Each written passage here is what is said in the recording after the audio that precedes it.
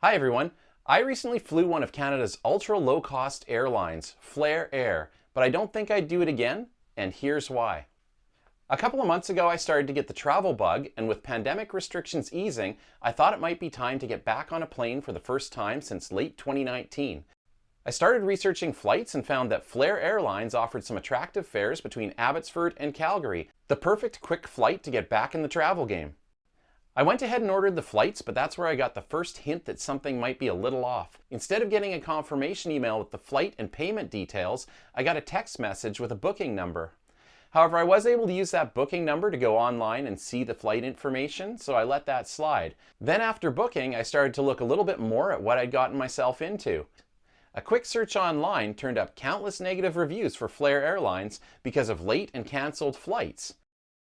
There are also negative comments because of Flair charging for baggage, seat upgrades, and other perks. I'm sorry to announce that all our TVs are out. Oh. But you're welcome to read our in-flight magazine. Oh. But I mean, that's to be expected when you're flying a low-cost airline. I'm happy as long as they arrive generally on time at the right destination. So I spent the next few weeks worrying about flight cancellations, but in the end the flight took off on time and everything went smoothly. But the flights aren't the reason why I won't fly Flair Airlines. Instead, it's what happened on the way back. The day before our return flight, I got a text notification saying it was time to do our online check-in. We'd been out most of the day and were packing up for the final return trip, and I hit the website, but that's when it happened. When trying to check in, I got the error, "No journeys available for online check-in." No journeys? This was shocking because I just received the text message telling me that I had to check in.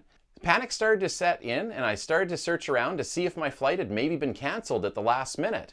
When I looked online, there were no more tickets available for my flight, but there was nothing to confirm or deny whether it actually had been canceled. So it was time to get to the bottom of this.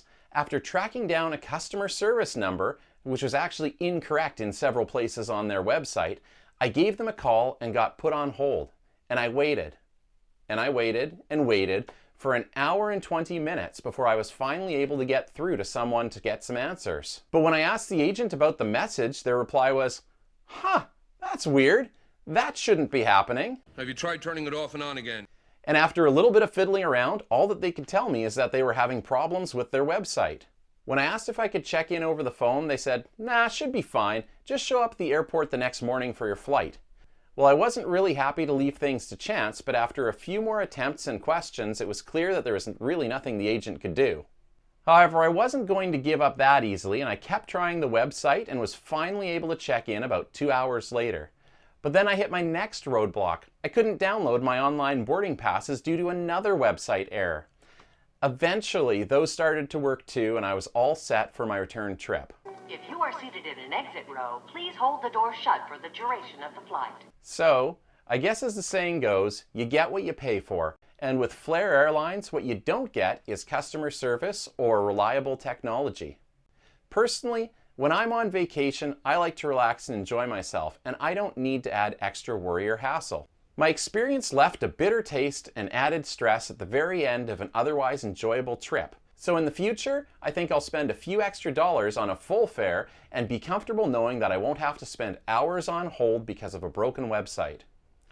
Thanks for listening. Let me know if you've had any interesting experiences with Flair or other ultra low-cost airlines. Until next time, remember to keep exploring.